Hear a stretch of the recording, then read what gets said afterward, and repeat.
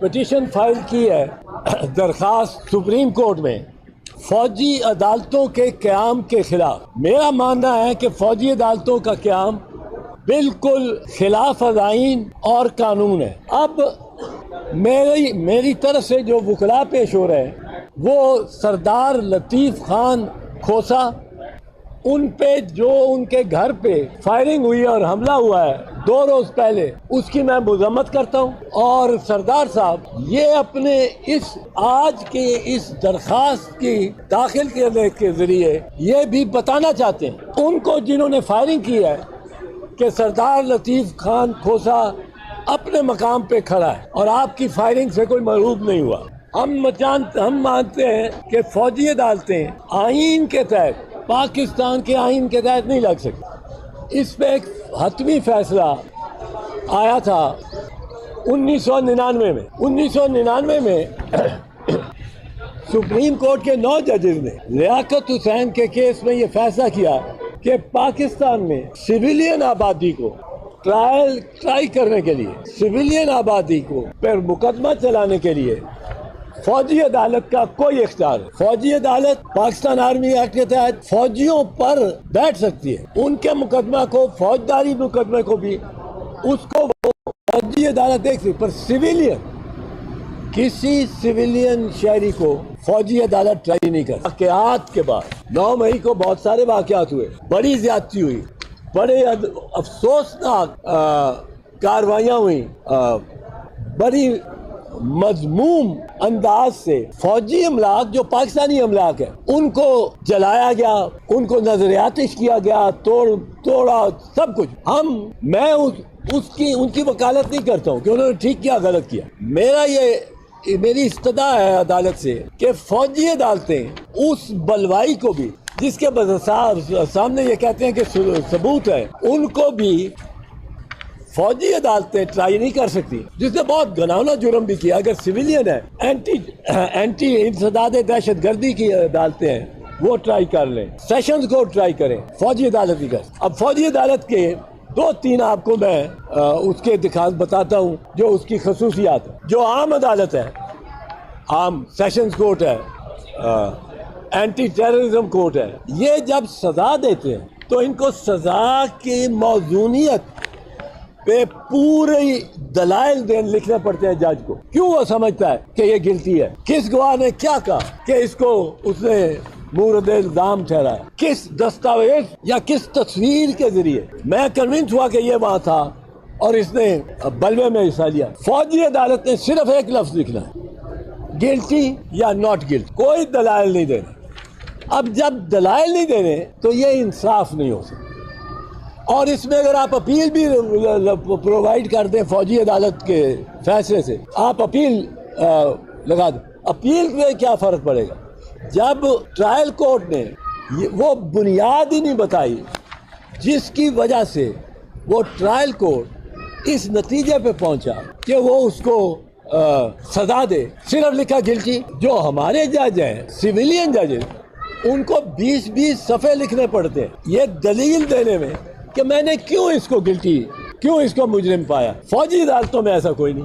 پھر فوجی عدالتوں میں اپیل بھی کوئی نہیں، اور اپیل کا مقصد بھی کوئی نہیں، کیونکہ اپیل ہوتی ہے وہاں جہاں میں دیکھ سکوں اپیل کی عدالت کے صورت سے، کہ میں دیکھ سکوں کہ کیا استدلال ماتحت جج نے استعمال کیا ہے تاکہ وہ اس نتیجے پہ پہنچے کہ ملزم جو ہے وہ مجرم ہے. اگر وہی نہیں دینا تو اس سے انصاف نہیں ہو سکتا، اور یہ آئین کے خلاف ہے انصاف کا نہ ہونا. ایک دوسری بات آپ کو سناؤں.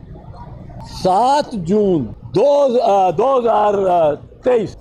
2023 فارمیشن کمانڈرز کی میٹنگ ہوتی ہے. اس میں آرمی چیف بھی ہیں، اس میں تمام کور کمانڈرز بھی ہیں، اس میں تمام ڈویژنل کمانڈرز بھی ہیں، بریگیڈ کمانڈرز بھی ہیں. اب تمام بریگیڈیئر جن کے پاس کسی فوجی دستوں کا چارج ہے، وہ کوئی ڈیسک جاب نہیں کر رہے، فارمیشن کمانڈ کر رہے. تمام فارمیشن کمانڈر پاکستان کے، جن میں آرمی چیف صاحب بھی ہیں، وہ مل بیٹھتے ہیں اور وہ کیا کہتے ہیں، وہ ISPR کا جو پریس ریلیز، اس کے مطابق وہ کہتے ہیں کہ ناقابل تردید شواہد جن کو کبھی جھٹلایا نہیں جا سکتا اور بگاڑا نہیں جا سکتا، ان پر مبنی ناقابل تردید شواہد جن کو نہ جھٹلایا جا سکتا ہے نہ بگاڑا جا سکتا ہے، یہ ان کی زبان ہے پریس ریلیز کی، اس نتیجے پہ پہنچتا ہے فارمیشن کمانڈر، اس نتیجے پہ پہنچتے ہیں کہ بلوائیوں نے 9 مئی کو ایک سازش کے تحت، ایک منصوبے کے تحت کیا جو کچھ کیا۔ اب جب تمام general, senior general Pakistan army, تمام سینئر بریگیڈیئر وہ اس نتیجے پہ پہنچ چکے ہیں، تو ایک کرنل بیچارہ جو کہ ایک فوجی عدالت کی سربراہی کر رہا ہوگا، وہ اس کے خلاف کس طرح جا سکتا؟ تو ناقابل تردید شواہد جن کو نہ جھٹلایا جا سکتا ہے نہ بگاڑا جا سکتا ہے، یہ فارمیشن کمانڈر کہہ چکے ہیں۔ اس کے بعد کوئی ملٹری ٹرائل اس کی کوئی گنجائش نہیں ہے۔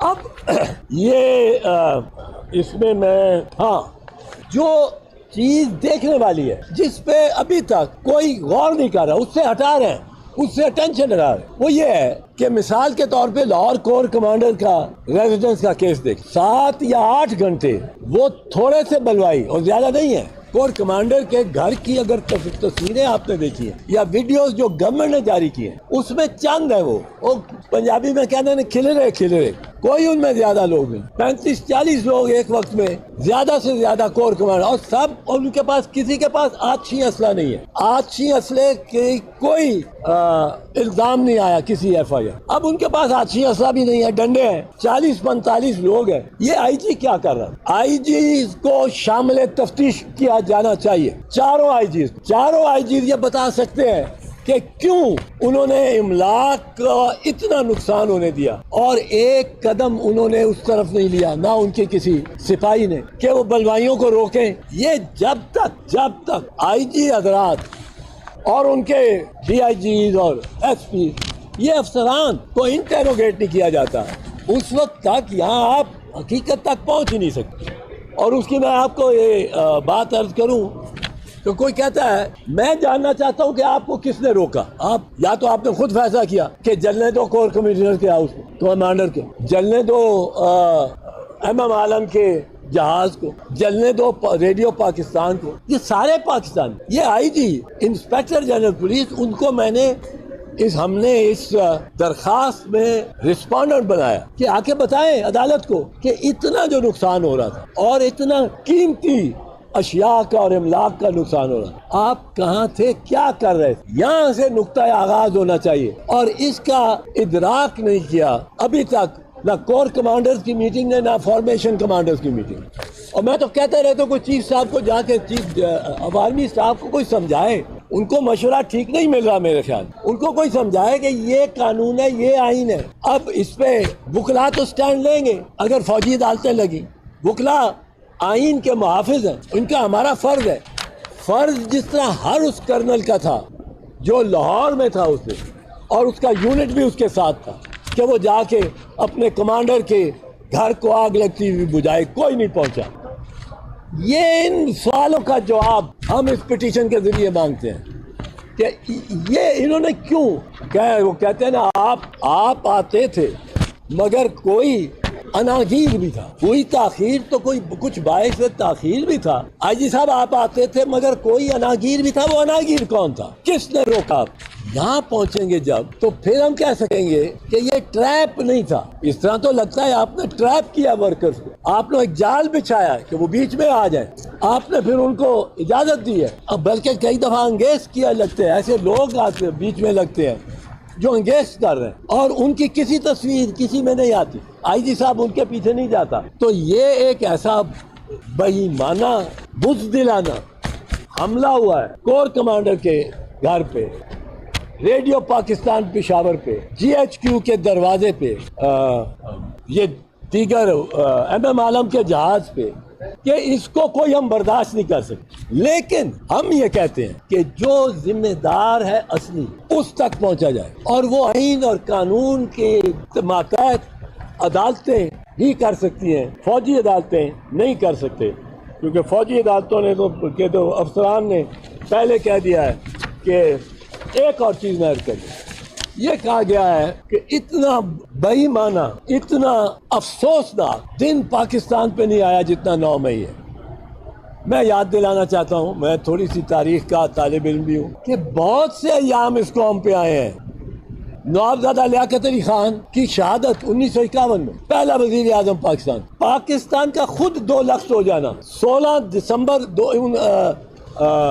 1971 کو 2 لفظ پاکستان ہو گیا، ٹوٹ گیا۔ پھر شہید ذوالفقار علی بھٹو کی موت، شہید بے نظیر بھٹو کی موت، 4 مرتبہ اس ملک پہ آئین کو یا منسوخ کیا کلی طور یا اس کو معطل کیا۔ 1958 میں، 1969 میں، 1969، 1977 اینڈ 1999 تینوں دفعہ ملک گیر مارشل لاء لگا دیا۔ کیا وہ تجاوز نہیں تھا؟ کیا وہ بڑے روشن دن، سیاہ دن نہیں تھے؟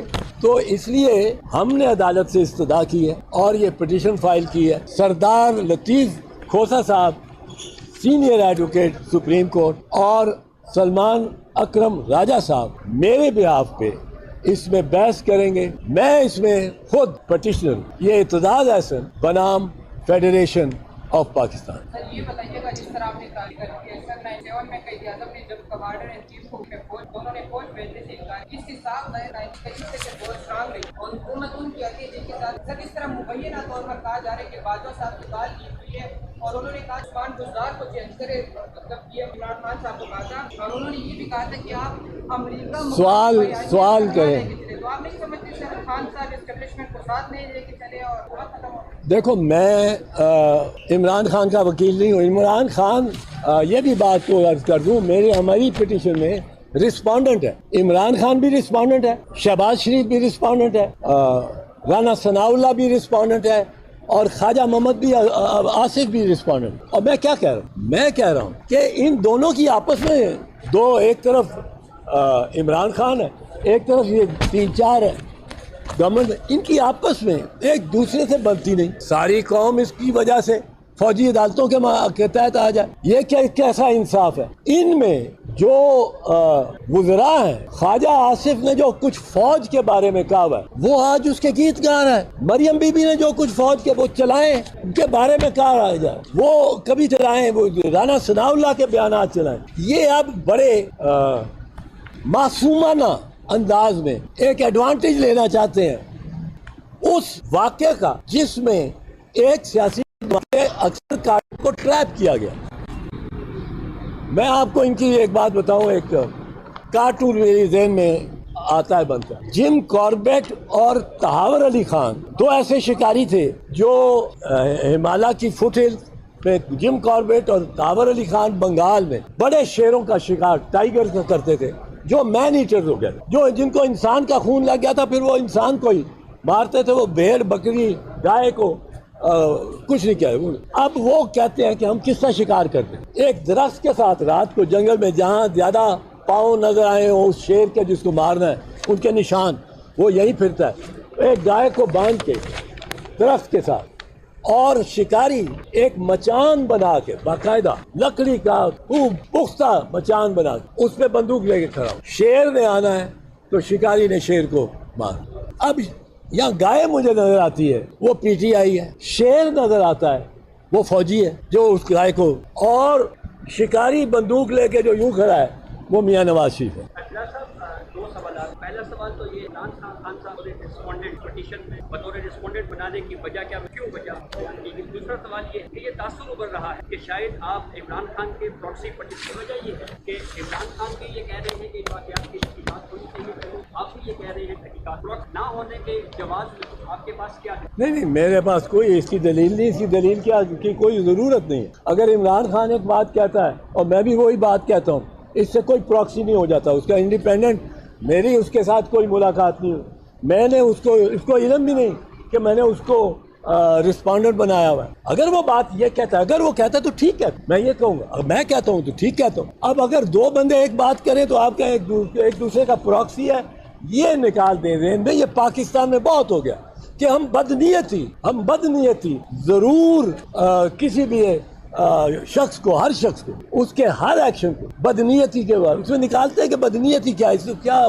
ذاتی مفاد کیا ہو۔ مجھے کوئی ذاتی مفاد نہیں عمران خان سے، میں نے اس کی پارٹی میں نہیں ہوں، میں نے اسے ٹکٹ نہیں مانگا، میں پاکستان پیپلز پارٹی میں ہوں، خوش ہوں۔ پاکستان پیپلز پارٹی کی تاریخ کیا ہے؟ 1989 کو ہماری گورنمنٹ تھی، میں انٹیریئر منسٹر تھا، فوج نے ایم کیو ایم کی بڑی کارروائیاں ہو رہی تھی، اغوا ہو رہے تھے لوگ سندھ میں، آرمی چیف نے ہم سے مطالبہ کیا کہ آرٹیکل 245 کا نفاذ کریں اور ہمیں فوجی عدالتیں لگا دیں۔ بی بی پرائم منسٹر اور میرا یہ رائے تھی کہ ہم نے فوجی عدالتیں نہیں لگیں گی۔